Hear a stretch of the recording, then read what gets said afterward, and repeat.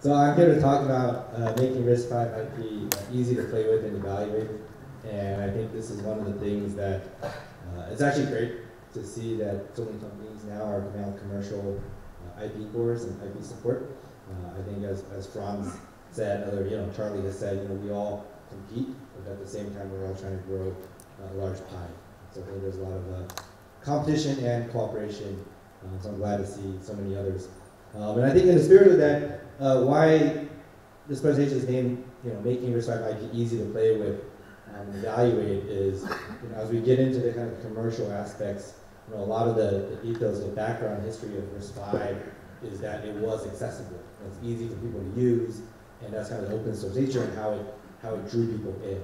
So I think we can really rethink how we approach the commercial market, even with RISC V IP, as commercial companies come in, and we're all businesses and we have to make money. But how do we keep that spirit and do something different? Because I think that's what the market is telling us that they want. So, just as a quick reminder, from SiFive standpoint, we really focus on two areas. So the one on the your right-hand side, the Freedom SoCs. This is helping customers and companies build custom silicon. We want to help people build custom silicon for much lower cost, right? Not the cost of a Lego, but we're trying to get there, right? At the last workshop, we actually talked about the Freedom Everywhere, which is our 32-bit microcontroller platform, helping people build custom silicon for under $100,000. So not quite there, but still custom silicon, and you still get stuff. So I'm not going to talk about that today, but just wanted to let everybody know that's still very much part of who we are and what we're doing. On the right-hand side here is our CPU core IP. Sorry, your left-hand side is the CPU core IP, and that's what this presentation is about today, about SiFive's Coreplex IP. So first thing here, we really support open source. I'm going to get into some commercial things we're going to do, but for example, the last workshop we announced a chip. This is the Freedom Everywhere E51 chip, which is part of the Freedom Everywhere family. We put the RTL for this chip into open source. Right? So today, a lot of people talk about the rocket chip, the rocket generator that's in open source. That's still primarily maintained by SiFive. And what's happened is the reason for this IP side in the business is because we've gotten tons of requests from people who looked at Rocket and come to us and said, hey, I want a commercial license. I want support for that core. So actually, the Syndicate guys, I think you guys are on the exact same thing.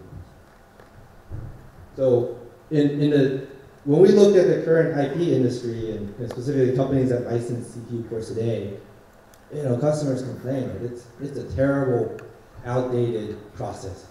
It's really hard. It's really difficult. It's hard to get information. If you want to find out details of the IP data you're getting, you need to have multiple meetings. You need to know somebody. You need to talk to some sales guy, somebody who will let you sign an NDA. They'll call you back. They'll ask you a bunch of questions. Then maybe you can get access to something with the asking for evaluation RTL. It's really hard to get there. And then finally, when you make a decision to buy it, assuming you're somebody they want to talk to, negotiating a license is really difficult and really slow. We had customers talking about they decided to use something, use a core, and just to negotiate the terms of the license, it's 6 to 12 months. Right? Earlier we were talking about building cell phones in Shenzhen in 21 days. Right? So if you're spending a year just negotiating a license for a chip, that really sets you back. And then the license agreements themselves are 100 pages or more. So what we want to do is we want to change IP business model. Our IP is a Coreplex IP. That's the CPU IPs that we license. It's called Coreplex IP. We want to change the model, make it very, very easy for customers to get access to it, to play with it, to evaluate it, to decide to buy it. Right? So we have a very simple 3-step process. 1, 2, 3. Step 1 is study. We put all the information online on the website. You go to www.sifive.com. You can see data sheets, power, performance, area, all the information you need online. Right. Step 2, evaluate. I'm going to talk more about this. We make it very, very easy to evaluate. You can get FPGA Bitstreams. You can get evaluation RTL. You can get tools. You can get everything you need to evaluate whether or not you want to purchase license a core, use it, and play with it. And finally, we let you buy online. Today, if you want enterprise software, you want to set up a data center on AWS, you want to buy terabytes of storage, you can do that all online without talking to anybody else. Why can't we do similar things for hardware IP? That's what we want to do. So on step one, as an example, all the documentation we put is on our website. And so this is a screen capture of one of our websites. You can see the Coreplex manuals, you can see peripheral IP, you can see all the other docs that we have. The list kind of goes down on the left-hand side. Right, we put information like power, performance, area, all online. Right? So those of you who are taking pictures, you're missing the point because this is on the website. Like all of this information is on the website, and that's kind of the whole point here. You go there, you can get all the information and more about all the cores that we have. Right. We also have tools. So our tool studio is called Freedom Studio. We'll show a demo of it later today. It's an integrated environment. You get Eclipse IDE. It works with all the open source kind of tool chains. We've pulled them together, so we have pre-built RISC V GCC tool chains to make it very easy to use. One of the feedback that it was very hard to build these from the sources, and that was a barrier to entry. So we put the binaries up to make it very easy to use. We also have our Freedom E SDK, which is hosted on GitHub. So all information is there. This is a screenshot of Freedom Studio, Eclipse IDE running. So you can come by later today and play with it. So once you're done studying and getting all the information you need about the cores, about RISC V, about the system, then we want you to be able to evaluate the design.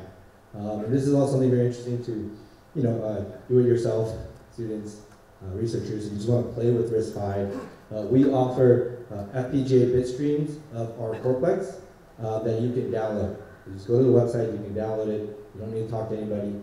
You don't need permission. You can just download it. It runs on a very low cost dev kit, $99 FPGA dev kit. And even on that $99 dev kit, you can run these designs at 65 megahertz. So that's fast to do a lot of software development. You can run Freedom Studios. You can look at what your code size looks like. You can use performance counters. You can get the exact performance characteristics of your applications today. Right. So within a matter of minutes, you go to the website, you download this, you're up and running.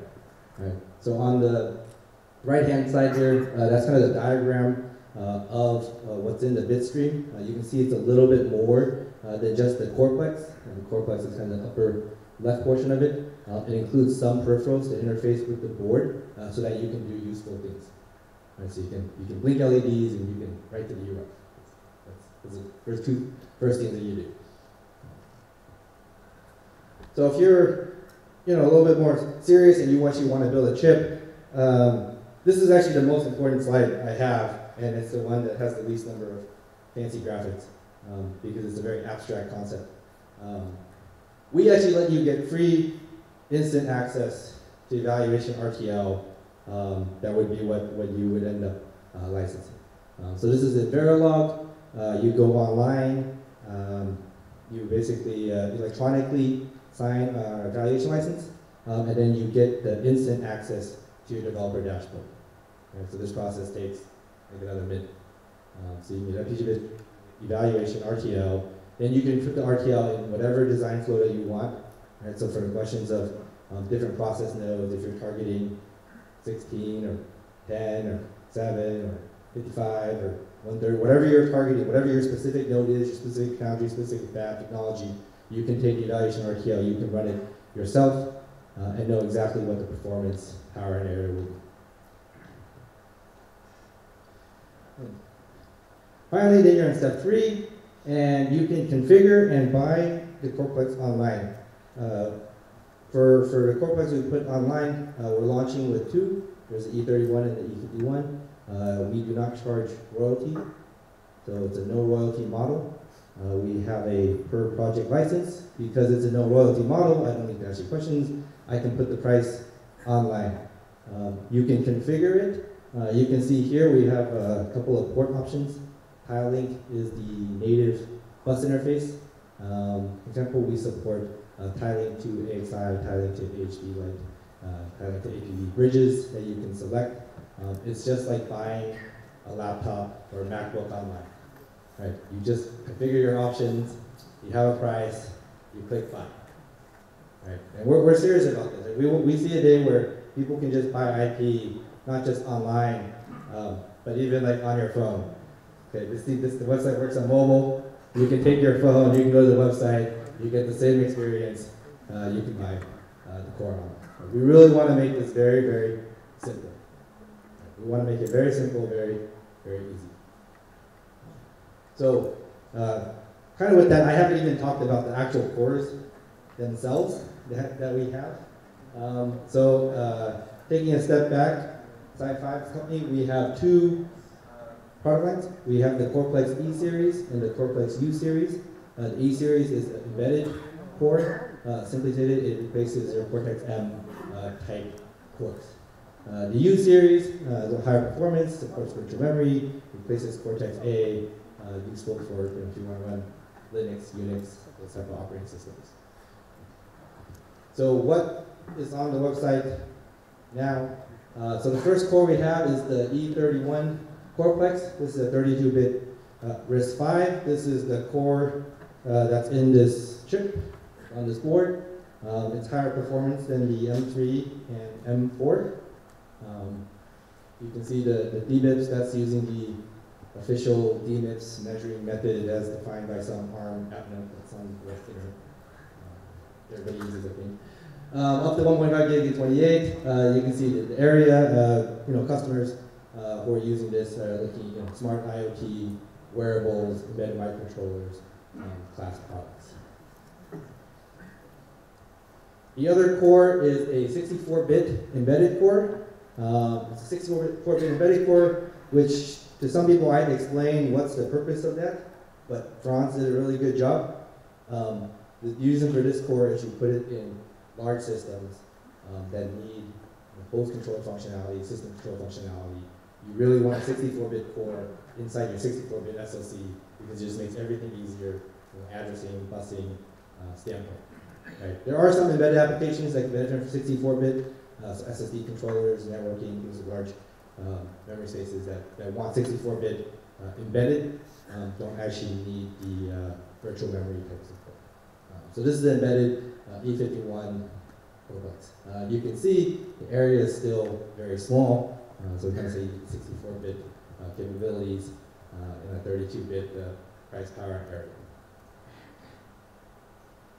So finally, so besides SiFive and besides our website where you can get these cores, we also have some partner design companies that you can work with that will have the E31, E51 Coreplex IP as well. So Faraday and UDS are two partners announced. One of the things here, I saved the specific cores for the end because we're going to have more cores over time and there'll be new versions with new features. But the concept of how we want to put them on the web, how it's remains the same. So, visit the website and get access. These are 1, 2, 3, and really, I hope everybody here who wants to play around with RISC V goes online and it's free. Try it out. Thank you.